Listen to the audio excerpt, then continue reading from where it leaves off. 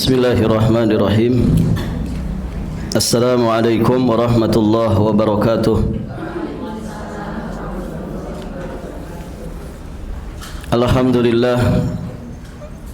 Alhamdulillahilladzi arsala rasulahu bil huda wa dinil haqq liyudhhirahu 'ala dini kullihi wa kafa billahi shahida. Asyhadu an la ilaha illallah wahdahu rabbi la syarika lah wa asyhadu anna Muhammadan abduhu wa rasuluh, amma ba'd. Allahumma inna nas'aluka ilman nafi'an wa na'udzu bika min ilmin la yanfa'. Allahumma inna nas'aluka ilman nafi'an wa rizqan thayyiban wa amalan mutaqabbala. Para hadirin akhwat wa ummahat fillah rahimani wa rahimakumullah. Alhamdulillah, pada hari ini insyaallah taala kita akan melanjutkan pembahasan kita, masih berkaitan dengan pembahasan kitab tauhid alladzi huwa haqqullah 'alal 'abid, karya Syekhul Islam Al-Imam Al-Mujaddid Muhammad At-Tamimi An-Najdi Al-Hambali alaihi rahmatullah. Dan kita masih di bab yang ke-16 berkaitan dengan babus syafa'ah. Sekarang kita masuk di dalil yang ketiga. Dalil yang disampaikan oleh penulis terkait dengan syafaat, di antaranya surat Al-Baqarah 255 yang dikenal ayat ini dengan ayatul kursi. Allah berfirman, ba'da a'udzu billahi samiil alim minasyaitonir rajim. Allahu la ilaha illa huwal hayyul qayyum la ta'khudhuhu sinatun wa la naum lahu ma fis samawati wa ma fil ard man dhal ladzi yashfa'u indahu illa bi idnih ya'lamu ma baina aydihim wa ma khalfahum wa la yuhituna bi syai'in min ilmihi illa bima syaa' wasi'a kursiyyuhus samawati wal ard wa la ya'uduhu hifdhuhuma wa huwal aliyyul azim. Artinya, Allah, tidak ada ilah yang hak selain Dia, yang maha hidup lagi maha terus menerus mengurus makhluknya. La ta'khudhuhu sinatu wa la naum. Allah tidak dilanda oleh kantuk dan tidak pula oleh tidur. Miliknya lah apa yang ada di langit dan apa yang ada di bumi. Tidak ada yang dapat memberi syafaat di sisinya tanpa izinnya. Dia mengetahui apa yang ada di hadapan mereka dan apa yang ada di belakang mereka. Mereka tidak mengetahui sesuatu apapun dari ilmunya kecuali apa yang Dia kehendaki. Kursinya meliputi langit dan bumi. Dia tidak merasa berat memelihara keduanya. Dialah yang maha tinggi lagi maha agung. Syahidnya yang mana dari ayat ini, Ibu? Terkait dengan bab kita tentang syafaat. Kalimat yang mana?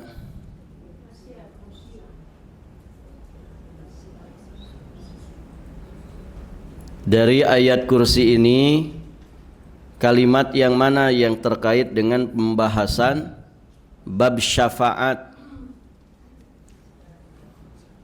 Yang mana, Bu?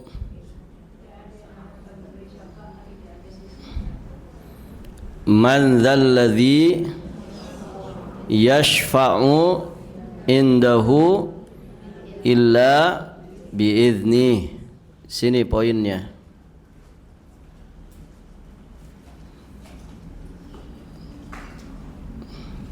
Tidak ada yang dapat memberi syafaat di sisinya tanpa izinnya. Ini yang sudah kita bahas di awal-awal, bahwa salah satu syarat terwujudnya syafaat harus ada izin dari Allah. Karena tidak ada syafaat, tidak ada yang dapat memberi syafaat di sisinya tanpa izinnya. Jelas ya? Barakallahu fikum.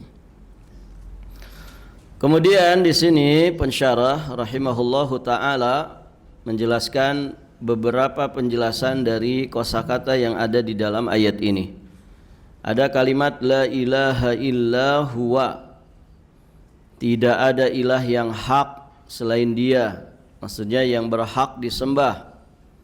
Tidak ada sesembahan yang berhak disembah kecuali hanya Allah. Al-Hayyu, zat yang maha hidup, yang memiliki hidup yang sempurna, yang tidak akan berkesudahan dan tidak akan berubah. Jadi ciri kehidupan yang sempurna tidak diawali dengan ketiadaan, tidak diakhiri dengan ketiadaan atau kesudahan. Kalau manusia hidupnya sempurna, Ibu, sempurna apa tidak? Tidak sempurna. Kenapa? Karena diawali dengan tidak ada, kemudian diakhiri dengan kesudahan. Mau seenang-enang di dunia ini atau ada batasnya, ada ajalnya? Yang mana, Bu? Pasti ada ajalnya, pasti ada batasnya. Ada saudara kita, teman kita, teman ngaji kita dulu sering ada di samping kita duduknya. Sekarang sudah meninggal dunia. Berarti kan manusia itu diakhiri dengan kematian. Maka kehidupannya tidak sempurna.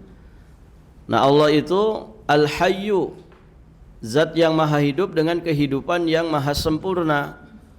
Karena tidak diawali dengan tidak ada, juga tidak diakhiri dengan kematian, kebinasaan dan kefanaan. Taib. Sempurnanya maha hidup Allah karena kehidupan Allah Subhanahu wa taala itu tidak akan mengalami perubahan sedikit pun. Allah ya Allah dengan kemahasempurnaan dalam kehidupannya. Beda dengan kita, kehidupan kita berubah-ubah. Kadang di atas, kadang di bawah, kadang di pinggir. Barakallahu fikum. Kadang begini, kadang begitu.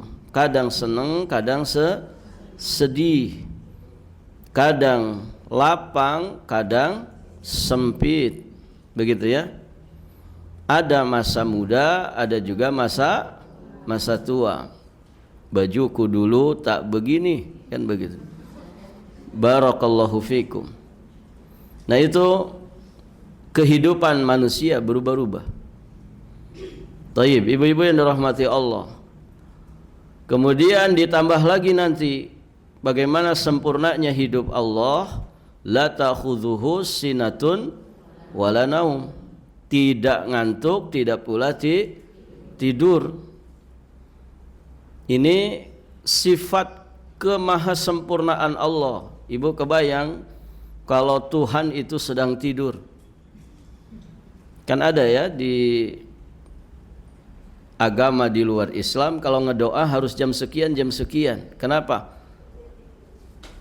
Tuhannya sedang tidur, sedang istirahat. Atau itu bukan sifat ketuhanan. Atau sedang ngantuk, jam segitu sedang ngantuk. Barakallahu fikum. Nah, beda dengan manusia. Kalau manusia ngantuk dan tidur. Ya, di majelis taklim saja ngantuk. Ya. Bu, bangun-bangun ya ngantuk. Baru 5 menit sudah ngantuk. Ya, barakallahu fikum. Itu manusia menunjukkan bahwa kehidupannya itu tidak sempurna. Allah juga Al-Qayyum, maha berdiri sendiri, maha mengurus makhluknya terus menerus, tidak butuh kepada siapapun. Barakallahu fikum. Ini makna dari Al-Qayyum. Barakallahu fikum. Kemudian sinah. Sinatun itu artinya rasa kantuk, rasa lesu sebelum tidur. Biasanya diawali dengan apa? Menguap, gitu ya, menguap. Begitu kan Ibu? Menguap. Satu kali taklim berapa kali nguap?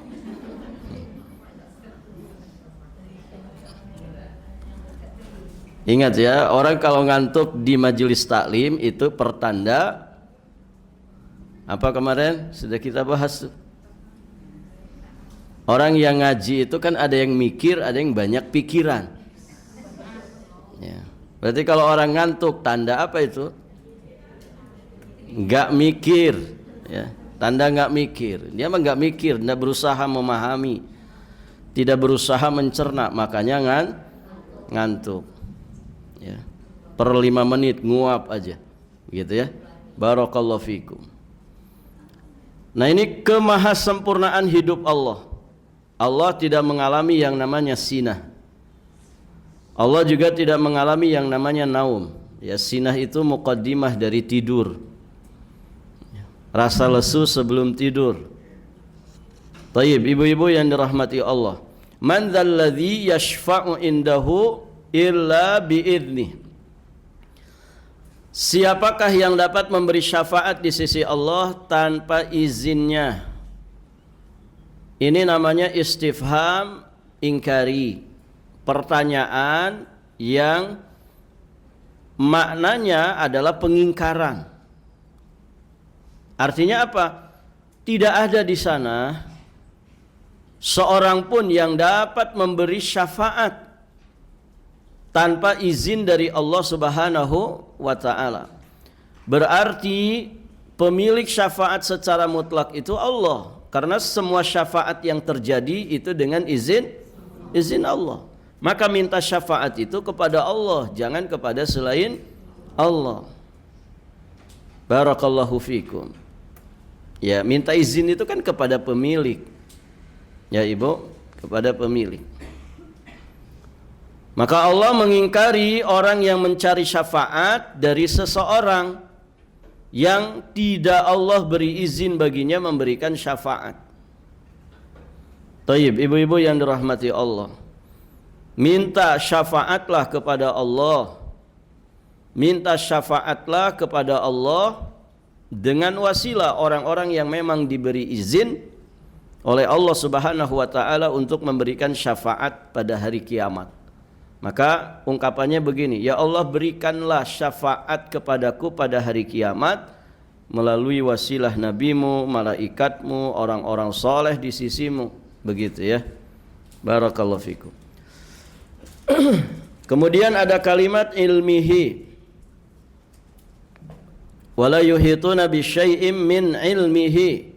Ilmu di situ adalah apa-apa yang Allah ketahui. Apa-apa yang diketahuinya. Ya, ilmu Allah meliputi segala sesuatu. Tidak ada sesuatu pun yang Allah tidak mengetahuinya. Ya, jangankan yang nampak-nampak, yang tersembunyi di hati saja Allah maha tahu. Wasi'a kursiyuhus samawati wal ar. Kursinya meliputi langit dan bumi. Yakni langit dan bumi masuk di dalam luasnya kursi Allah, dan kursi itu adalah maudhi qadamain, tempat kedua kaki yang maha rahman, sesuai dengan keagungan Allah Subhanahu wa ta'ala. Kita tidak boleh membayang-bayang bertanya kaifiyatnya, kemudian menyamakannya dengan sesuatu apapun. Ya, dan kita imani bahwa kursi Allah itu adalah makhluk Allah yang paling besar, arsy-Nya. Taib. Wala ya'uduhu, tidak terasa berat baginya, yakni tidak memberatkan Allah. Al-Aliyyu, zat yang maha tinggi. Ya, Allah itu maha tinggi dengan zatnya, Allah maha tinggi dengan nama dan juga sifatnya. Barakallahu fikum. Dan yang mengatakan Allah itu maha tinggi itu Allah sendiri, yang tidak mungkin Allah itu berdusta. Jadi ini jangan diingkari. Sebagian orang mengingkarinya, kalau Allah itu di atas berarti Allah itu punya arah. Kalau Allah itu di atas berarti Allah itu sama dengan manusia, kadang di atas, kadang di bawah. Padahal Allah itu tidak butuh kepada arah. Kita katakan yang mengatakan Allah itu maha tinggi di atas seluruh makhluknya, terpisah dari seluruh makhluknya, siapa ibu? Allah Azza wa Jalla. Allah sendiri yang mengatakan. Betapa banyak ayat-ayat Al-Quran yang menjelaskan tentang kemahatinggian Allah. Bagi kita cukup mengimaninya. Kaifiatnya bagaimana? Tidak usah bertanya. Wong tidak pernah dikasih tahu kita. Bagaimananya tidak usah ditanyakan, imani saja. Maha tinggi itu sesuatu yang dipahami manusia, tinggi, terpisah dari seluruh makhluknya. Dan tingginya Allah dengan tingginya manusia beda, kan begitu. Manusia kalau berada di atas, karena memang manusia ya membutuhkan arah. Kalau Allah tidak butuh, Allah tidak butuh. Maka jangan disamakan dengan tingginya manusia. Dan ibu, orang itu bisa membandingkan sesuatu kan dengan salah satu dari tiga ya. Pertama, dia pernah lihat secara langsung sesuatu itu, ayanan. Misalkan saya bilang, ini, meja di depan saya ini sama dengan meja di kantor yayasan misalkan. Saya bisa membandingkan begitu karena saya pernah melihat langsung dengan mata kepala. Begitu. Taib. Yang kedua, pernah melihat yang semisal. Pernah melihat yang semisal. Ini tempat HP di meja saya. Ini mirip dengan tempat HP yang saya lihat di toko sana. Persis mirip, mereknya mirip, warnanya mirip. Dan ternyata setelah ditanyakan, ini pun belinya di sana, sama. Nah, kita pernah melihat sesuatu yang semisal dengan itu. Baru kita bisa membandingkan, kan begitu ibu? Yang ketiga, ada khobar thiqah. Yang ketiga, ada berita dari orang terpercaya yang menginformasikan kepada kita. Nah, kita praktekkan ke sini. Ibu, kalau ada orang mengatakan sifat Allah itu sama dengan sifat makhluknya. Misalkan Allah itu tinggi seperti tinggi makhluknya. Terus akhirnya dia, jangan dikatakan tinggi. Kenapa? Karena nanti mirip dengan tingginya makhluk. Pertanyaannya, dari mana Anda bisa membandingkan itu? Emang Anda pernah melihat Allah? Bahwa tingginya Allah itu sama dengan tinggi makhluknya, sehingga Anda harus menolak sifat itu. Kita tanya, enggak, saya enggak pernah lihat. Baik, kalau begitu pernah enggak melihat yang semisal dengan Allah? Siapa ibu yang semisal dengan Allah? Kan tidak ada.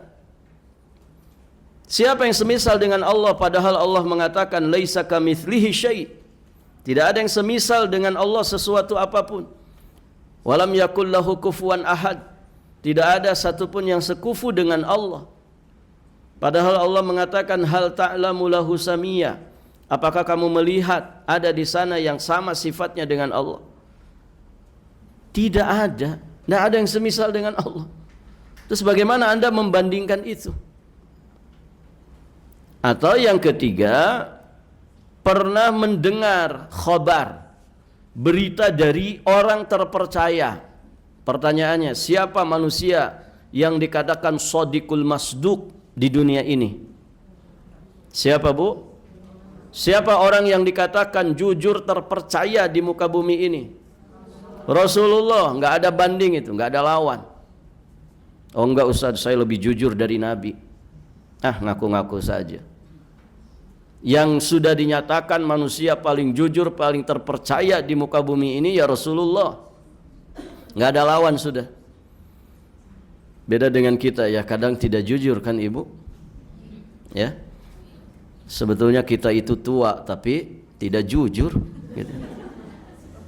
Pengen disebut muda sama orang gitu ya. Kurang jujur ya, sudah tua mah sudah tua aja, ndak apa-apa kok ya. Nabi yang paling jujur. Pertanyaannya, pernah nggak Nabi mengabarkan, oh tingginya Allah tuh begini loh, sifatnya Allah tuh begini loh, wajahnya Allah tuh begini loh, tangannya Allah tuh begini loh? Pernah nggak Ibu? Nggak ada. Tidak ada penjelasannya dari Nabi tentang kaifiat sifat Allah. Terus bagaimana Anda kemudian mengatakan oh jangan ditetapkan itu bagi Allah, karena berarti kita menyamakannya dengan makhluk. Kalau Allah itu punya wajah, nanti sama dong dengan makhluk. Padahal Allah itu harusnya berbeda dengan makhluk. Taib, Allah sendiri yang menyebut di dalam Al-Quran bahwa Allah itu memiliki wajah. Wa yabqa wajhu rabbika dzil jalali wal ikram. Allah sendiri yang menyebutnya. Kalau Anda kemudian mengatakan jangan, ya sifat ini nanti sama dengan sifat makhluknya, akhirnya dia harus nolak. Baik, dari mana Anda tahu wajah Allah itu sama dengan wajah manusia? Pernah ngelihat? Kan tidak. Maka bagi kita cukup mengimaninya, tidak usah dirubah-rubah maknanya, apalagi diingkari, ditiadakan sifatnya. Begitu. Nah sama maha tingginya Allah juga begitu. Allah itu tinggi dengan zat dan juga sifatnya sesuai dengan kemahabesaran Allah. Jangan disamakan dengan tingginya makhluk. Al-Azim juga sama, yang maha besar. Tidak ada sesuatu pun yang lebih besar dari Allah Azza wa Jalla. Kemahabesaran Allah itu berbeda dengan kebesaran manusia. Wong sesama kita saja disesuaikan kan Ibu? Ibu punya wajah, laki-laki juga punya wajah. Sama wajah laki-laki dengan perempuan? Beda. Beda. Itu sesama kita saja. Sama istilahnya, sama namanya, ternyata belum tentu sama hakikatnya. Barakallahu fikum. Dan menetapkan nama-nama dan sifat-sifat Allah itu bukan mujassimah. Kita menetapkan, mengimaninya sebagaimana datang ayatnya, datang hadisnya, tanpa membayangkan kaifiyatnya, tanpa bertanya kaifiyatnya, tanpa memisalkannya dengan yang lain. Nah kalau ada orang menempuh perkara-perkara tadi, maka tidak dikatakan dia mujassimah. Dan sebagian orang menuduhnya, itu mujassimah, menjisimkan Allah. Menjisimkan Allah itu menjadikan Allah itu punya anggota badan, begitu. Ibu yang dirahmati Allah, apa kemudian kesalahan orang yang mengimani ayat-ayat Al-Quran, mengimani sunnah-sunnah Nabi apa adanya? Itu justru jalan yang benar, ya. Karena Al-Quran ini tidak boleh diingkari. Satu huruf saja nggak boleh diingkari, apalagi satu kata, apalagi satu kalimat, apalagi satu ayat. Taib, ibu-ibu yang dirahmati Allah. Berikutnya, di sini dijelaskan syarah ijmali, syarah ayat secara global. Di dalam ayat ini Allah Subhanahu wa taala mengabarkan kepada kita bahwasannya tidak ada sesembahan yang hak kecuali Allah. Karena dialah yang maha hidup lagi maha sempurna, yang tidak akan disentuh oleh kesirnaan, yang berdiri sendiri, yang mengurusi makhluknya, yang tersucikan dari setiap kekurangan yang ada pada makhluk, baik kantuk, tidur dan lain sebagainya. Allah itu maha berdiri sendiri. Berarti semua sifat-sifat kebaikan itu Allah miliki. Di antaranya Allah itu maha kaya.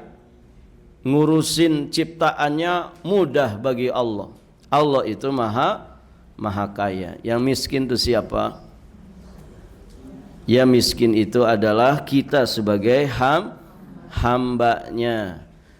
Ya. Antumul fuqara ilallah. Kan begitu ya? Kalian itu adalah fakir kepada Allah. Fakir itu apa, Bu? Orang fakir itu apa? Mirip dengan miskin. Sebagian ulama menyatakan itu bersinonim saja. Fakir ya miskin, miskin ya fakir. Nah, kita ini fakir. Fakir itu berarti orang yang butuh dibantu. Fakir itu berarti orang yang berhajat kepada Allah. Bersyukurnya kita, Ibu, Allah itu nyuruh supaya kita minta-minta kepadanya. Karena Allah maha kaya, kita disuruh minta. Masya Allah, itu kasih sayang Allah, Ibu. Allah maha kaya, sedangkan kita fuqara. Allah kemudian menyuruh kita supaya banyak minta-minta kepada Allah.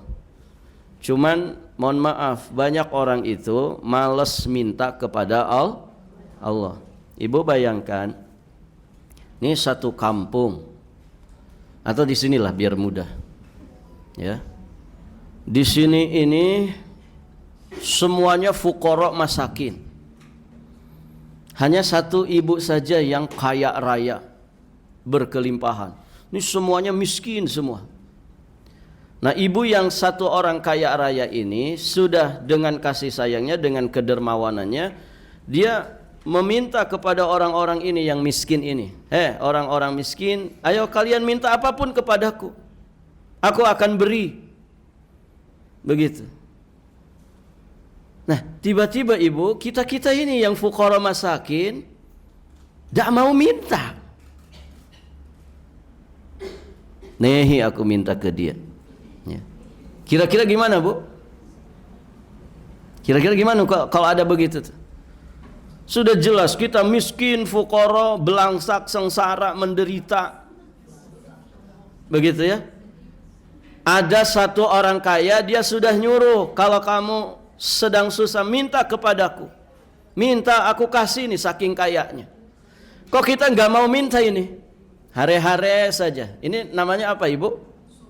Sombong amat. Penghinaan ini. Ini orang-orang ini udah miskin, tidak mau lagi minta. Padahal saya sudah mau kasih nih. Apapun yang kamu inginkan minta kepada saya, karena saya yang orang kaya ini di sini satu-satunya. Kok nggak mau minta gitu loh? Apa namanya ini, Bu? Sombong amat. Ya. Menghina ini, menghina. Kok nggak ada yang minta ke saya ya? Padahal ini wajah-wajah fuqara masakin semua ini. Ya. Kok nggak mau minta gitu? Ngece itu namanya. Itu sesama kita. Sesama kita begitu. Walillah al-mathalul a'la. Bagaimana dengan Allah, Ibu? Allah itu maha kaya, pemilik segala sesuatu, pemilik alam semesta ini. Kita bahkan disuruh banyak-banyak minta kalian kepadaku, karena aku maha kaya, aku maha berdiri sendiri, aku maha hidup, tidak pernah tidur, tidak pernah ngantuk. Kok nggak ada orang menengadahkan kedua tangannya? Sombong amat. Makanya kan orang nggak mau doa itu disebut oleh Allah orang sombong. Innalladzina yastakbiruna an ibadati sayadkhuluna jahannama dakhirin. Sesungguhnya orang-orang yang bersikap sombong, tidak mau berdoa kepadaku, tidak mau beribadah kepadaku, kelak mereka akan masuk ke dalam siksa neraka dalam keadaan hina dina. Begitu kan? Ibu sudah minta apa sama Allah? Nah, sampai ini nih, sampai jam ini. Ustaz, tadi saya lupa baca doa. Ya, sampai jam ini belum ada satupun doa. Itu namanya terlalu ya. Sombong amat gitu. Ya. Minta ibu, minta sama Allah. Ayo sepertiga malam terakhir minta. Ustaz, stok doanya habis. Kok bisa habis stok doa? Ya. Bukankah kita ini orang-orang yang banyak keinginan ini? Ya kan ibu? Ingin sehat, ingin kaya, pasti kan ingin kaya ya. Ada yang nggak mau kaya di sini? Ya.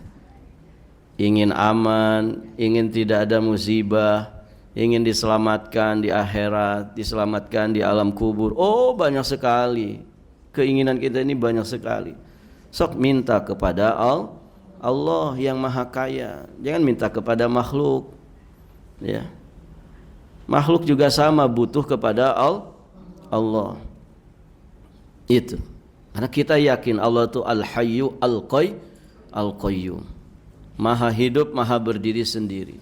Yang penting kitanya sing benar, mintanya sesuai petunjuk Allah. Silahkan kamu minta, ini loh cara-cara memintanya. Kan sudah dikasih tahu adab-adab doa. Gitu. Ya. Minta, terus meminta kepada Allah. Ya Allah, saya mau makan, tolong berkahi ya Allah makanan saya ini. Ya. Karena makanan ini milikmu, kan begitu ya. Ibu, kalau mau pakai sesuatu milik orang itu kan harus izin dulu, harus laporan dulu supaya kita menggunakannya dengan tenang. Ya Allah, alhamdulillah saya punya suami, ya, ini kan milikmu ya Allah. Malam ini saya mau memeluknya dengan baik, begitu, berkahi ya Allah. Begitu. Ya Allah, saya mau belajar, mudah-mudahan ya Allah tidak ngantuk. Gitu ya. Mata ini milikmu, hati ini milikmu, sehat ini milikmu. Minta ibu kepada Allah. Insya Allah bengras itu nggak akan ngantuk. Gitu ya. Begitu, minta kepada Allah. Allah itu maha kaya. Maha kaya, maha dermawan, memerintahkan kita semua untuk terus meminta.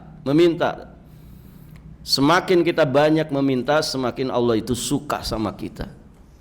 Justru sebaliknya, ketika kita tidak minta kepada Allah, yaghdab, Allah itu akan murka. Gitu. Minta aja, minta kepada Allah. Disuruh minta saja susah. Gitu. Ya ibu, ini malah minta-minta ke kuburan. Ya.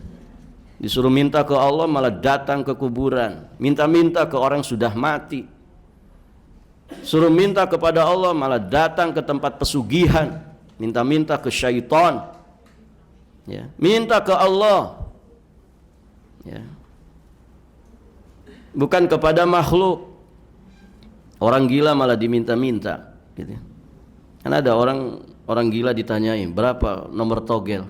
Gitu ya. Naudzubillah. Ya. Pohon diminta-mintai. Minta ke Allah bukan ke pohon. Minta ke Tuhan bukan ke tahun. Gitu kan? Wahai tahun 2026, gitu. Saya minta kepadamu tahun ini tahun yang berkelimpahan. Kok tahun diminta-minta? Minta ke Tuhan, ke Allah Azza wa Jalla. Taib, ibu-ibu yang dirahmati Allah. Kita lanjut. Juga bahwa Allah adalah pemilik sempurna langit dan bumi dengan segala apa yang ada pada keduanya. Tidak seorang pun yang menyaingi padanya. Hingga syafaat sekalipun. Semua itu milik Allah. Karena itu tidak ada seorang pun yang memilikinya. Baik, ibu-ibu yang dirahmati Allah. Jadi tidak ada seorang pun yang memilikinya, siapapun dan apapun dia, kecuali dengan izin dari Allah bagi yang memberi syafaat dan ridha dari Allah bagi yang diberi syafaat. Karena syafaat itu semuanya milik Allah. Syafaat yang akan terwujud nanti, syafaat yang akan terrealisasi nanti di kehidupan akhirat adalah syafaat yang diizinkan oleh Allah Subhanahu wa taala, juga diberikan kepada orang-orang yang diridhoi Allah. Jadi kalau kita ingin dapat syafaat di kehidupan akhirat nanti, berusahalah untuk menjadi orang yang diridhoi Allah. Allah itu akan ridho kepada kita kalau kita beriman dan bertauhid. Allah tidak akan ridho alias murka kepada kita jika kita menyekutukannya dengan sesuatu apapun. Jadi jangan berbuat syirik kalau kita ingin dapat syafaat di akhirat. Jaga itu tauhid, jaga itu iman sampai nanti kita mati. Jangan dilepaskan. Jangan disekutukan Allah dengan yang lainnya, termasuk menyekutukan Allah dengan hawa nafsu. Tundukkan hawa nafsu kita itu supaya selalu ajeg di atas jalannya Allah Subhanahu wa taala. Juga disampaikan di sini bahwa ilmunya adalah sempurna yang meliputi segala sesuatu, dan bahwasanya tidak ada seorang pun yang bisa mendapatkan sesuatu dari ilmunya kecuali yang Allah kehendaki mendapatkan ilmu, baik dengan wahyu atau selainnya. Jadi ilmu juga milik Allah. Allah berikan sesuai dengan kehendaknya. Allah itu nggak bagi-bagi ilmu, ibu, sama seperti nggak bagi-bagi rezeki. Ada yang dapat banyak, ada yang dapat sedang-sedang saja, ada yang dapat sedikit, kan begitu. Tugas kita adalah berusaha mencarinya. Berusaha mencarinya. Allah Maha tahu dengan ikhtiar kita untuk selalu menjadi thalibul ilmi. Begitu. Tayyib, ibu-ibu yang dirahmati Allah. Dan juga bahwa kursinya meliputi langit dan bumi. Dan tidak sulit bagi Allah untuk menundukkan, untuk mengurusi dan menjaga keduanya. Jadi ngurus bumi, ngurus langit itu bagi Allah mudah. Nggak ada yang sulit bagi Allah. Allah tidak pernah lelah letih. Allah tidak pernah kepayahan. Allah tidak pernah merasa sibuk ngurusin langit dan bumi. Saking maha kuasanya Allah, maha tingginya Allah, maha besarnya Allah. Beda dengan kita ya. Ngurusin satu bumi saja repot. Bumi itu rumah gitu. Ya, orang Jawa Barat nyebut rumah itu bumi, makanya ya kaya-kaya gitu ya. Rumah kecil saja disebut bumi. Ibu, bumina di mana begitu ya. Bumi itu rumah. Barakallahu fikum. Ibu ngurusin rumah susah tidak? Susah ngurusin rumah itu susah. Harus bayar listrik, bayar PDAM, ya, bayar segalanya. Ngurusin rumah itu susah. Makanya ndak usah besar-besar rumah itu. Sesuai kebutuhan saja. Biar ngurusinnya tidak susah. Ya. Apalagi ibu sudah pensiun cuman berdua. Ya. Kalau rumahnya 3 tingkat repot kan ibu. Naik tangganya juga susah gitu. Mau pasang lift kemahalan gitu. Barakallahu fikum. Nah, Allah Maha Kuasa. Allah tidak pernah dibuat sibuk untuk ngurusin langit dan bumi. Mudah bagi Allah menundukinya, mengurusinya. Mudah bagi Allah untuk menjaga keduanya. Karena Allah itu maha tinggi di atas seluruh makhluknya, maha agung, maha besar. Ya, barakallahu fikum dari segala sesuatu yang besar dan agung di dunia ini. Terakhir, 3 bab lagi, 3 pembahasan lagi. Hubungan ayat ini dengan judul bab. Judul babnya apa tadi? Apa bu? Tentang syafaat. Ada faedahnya dulu ya. Barakallahu fiik. Kok loncat? Taib. Maklum sudah tua ibu ya. Baik, berikutnya faidah-faidah yang bisa dipetik dari ayat kursi ini. Pertama, penetapan 5 nama dari nama-nama Allah. Pertama, lafzul jalalah atau ismul jalalah Allah. Yang kedua, al-hayyu, zat yang maha hidup. Yang ketiga, al-qayyumu, zat yang maha berdiri sendiri terus menerus mengurusi makhluknya. Yang keempat, al-aliyyu, zat yang maha tinggi. Apa yang tinggi pada Allah? Seluruhnya, nama, sifat dan juga zatnya. Kemudian al-azimu, yang maha agung. Al-azim itu sama dengan al-majid, sama dengan al-kabir, gitu ya. Artinya sama-sama maha agung atau maha besar. Yang kedua, tersucikannya Allah dari sifat sinah dan naum. Allah itu suci dari sifat mengantuk dan tidur. Kenapa? Karena kedua sifat ini diantara sifat khusus bagi makhluk yang sejatinya menunjukkan kekurangan.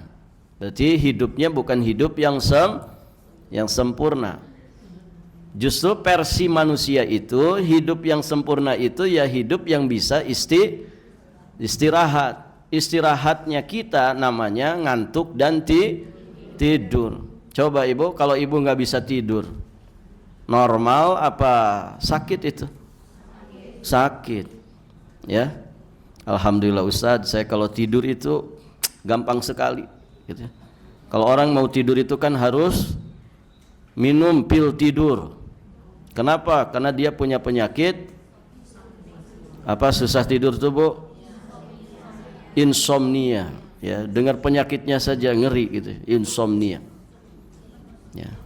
Kemarin teman mahasiswa ibu di Balikpapan sini, semester terakhir, dia cerita, Ustadz saya punya teman sama seumuran, mahasiswa juga, itu masih muda, punya penyakit insomnia itu bu. Insomnia, susah tidur, terutama malam hari.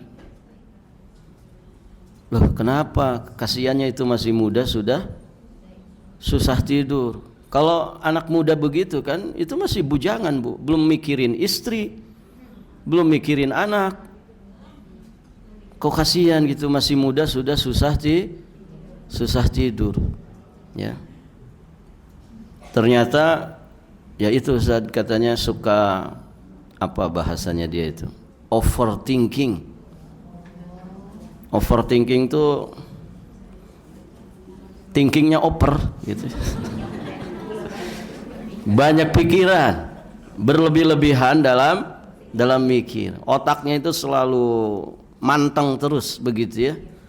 Karena beban kuliah mungkin, beban skripsi, ya ditolak terus skripsinya. Kasihan ibu masih muda. Ya. Alhamdulillah ya, kita mah tidak susah tidur bu. Ya. Asal duduk saja di majelisnya Abu Yaman gitu. Tidur sudah. Ya. Barakallahu fikum. Ya. Nggak usah pakai obat-obatan. Ya.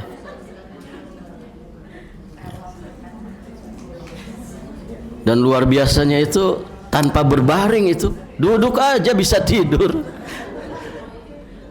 Ya ibu, Masya Allah. Jadi itu sifat khusus bagi makhluk. Justru makhluk itu ya sempurna kehidupannya kalau dia punya ritme istirahat. Kan begitu. Istirahatnya teratur. Justru kalau nggak tidur nggak normal. Itu kan versinya manusia. Beda dengan versinya Tuhan. Tuhan nggak boleh tidur memang. Karena kalau Tuhan ngantuk, Tuhannya ngantukan. Ya. Tuhannya tidur. Ini sifat naqs. Ini sifat kurang. Dan tidak layak sesuatu itu dijadikan sesembahan. Gimana dia mau ngurusin makhluknya? Mau ngurusin orang-orang yang mengabdi kepadanya. Kalau kemudian dianya tidur ngantuk. Barakallahu fikum. Kemudian di sini menafikan syafaat dari makhluk secara tersendiri tanpa izin Allah. Jadi tidak ada makhluk itu yang bisa memberikan syafaat dengan sendirinya, karena semua itu dengan izin Allah. Kemudian di sini juga ada itsbat sifat masyiah, penetapan sifat berkehendak bagi Allah sesuai dengan kemahaagungan Allah. Kita juga punya kehendak manusia, tapi kehendak Allah dengan kehendak makhluk berbeda, jangan disamakan. Kemudian penetapan bahwasannya memberikan syafaat itu bisa dilakukan dengan izin Allah bagi orang yang memberikannya. Ini maksudnya adalah syafaat mutsbattah, syafaat yang ditetapkan dalam syariat kita, syafaat yang benar-benar akan terwujud nanti di kehidupan akhirat. Itu adalah syafaat yang ketika diberikan oleh orang itu dengan izin dari Allah. Yang berikutnya isbat kursi, penetapan kursi bagi Allah Subhanahu wa taala. Kursi di sini bukan kursi bahasa kita. Tadi sudah dijelaskan maknanya. Kemudian menetapkan sifatul quwwah, sifat kuat dan sifat ilmu bagi Allah. Allah itu Al-Qawi. Salah satu di antara nama Allah Al-Qawi, Al-Matin. Ya. Al-Qawi itu zat yang maha kuat, Al-Matin maha kokoh. Kemudian penetapan sifat ulu, sifat tinggi bagi Allah dengan kedua macamnya, uluwuz zat dan uluwuz sifah. Allah itu maha tinggi dengan zatnya, Allah maha tinggi dengan sifat-sifatnya. Artinya tidak ada di sana yang lebih tinggi dari nama, dari sifat dan juga dari zatnya Allah. Kemudian sifat azamah, sifat keagungan bagi Allah Subhanahu wa ta'ala, dan banyak lagi faidah-faidah yang lain yang bisa kita ambil dari ayat kursi ini. Bahkan ada risalah khusus ya tentang faidah-faidah ayat kursi ya. Maka apa yang disampaikan ini sebagian faidah saja. Tentu faidah-faidah yang lain sangat banyak sekali, terutama berhubungan dengan nilai-nilai keimanan dan ketauhidan. Baik Ibu, hubungan ayat ini dengan judul bab jelas, karena ayat ini menafikan syafaat dari makhluk secara tersendiri tanpa izin Allah. Ini mesti dicamkan, dicatat bahwa tidak ada seorang pun yang kuasa memberikan syafaat di akhirat kecuali dengan izin Allah. Kemudian hubungan ayat dengan pembahasan tauhid, dari sisi bahwa ayat ini menunjukkan dinafikannya syafaat dari makhluk secara tersendiri. Maka berarti mencari, meminta syafaat dari makhluk ini merupakan kesyirikan, termasuk memintanya dari berhala-berhala yang diklaim oleh orang-orang musyrik, ya, bahwa mereka menyembahnya supaya mendapatkan syafaatnya. Ini klaim yang batil, karena syafaat itu milik Allah. Bagaimana kemudian mereka mengklaimnya bahwa syafaat itu dimiliki oleh berhala-berhala mereka? Taib. Kemudian di sini ada mulahadzah, ada perkara yang penting diperhatikan.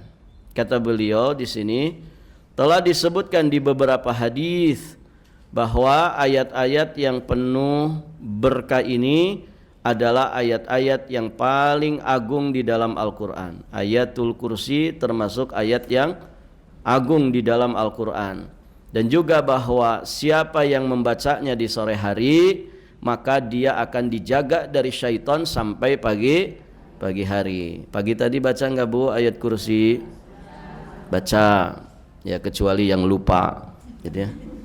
Begitu pula siapa yang membacanya di pagi hari, maka dia akan menjaganya hingga sore hari. Siapa yang membacanya fi duburi kulli shalah, membaca ayat kursi di setiap penghujung wirid salatnya, maka itu akan memasukkannya ke dalam surga. Fadilahnya banyak sekali. Maka jadikan ayat kursi ini menjadi kebiasaan wirid kita sehari-hari. Barakallahu fikum. Baik Ibu yang dirahmati Allah, sampai di sini pelajaran kita. Insyaallah sisa 2 dalil lagi di dalam bab ini. Kita lanjutkan di kesempatan berikutnya insyaallah taala. Barakallahu fikum. Subhanakallahumma wa bihamdika asyhadu an la ilaha illa anta astaghfiruka wa atubu ilaik. Assalamualaikum warahmatullahi wabarakatuh.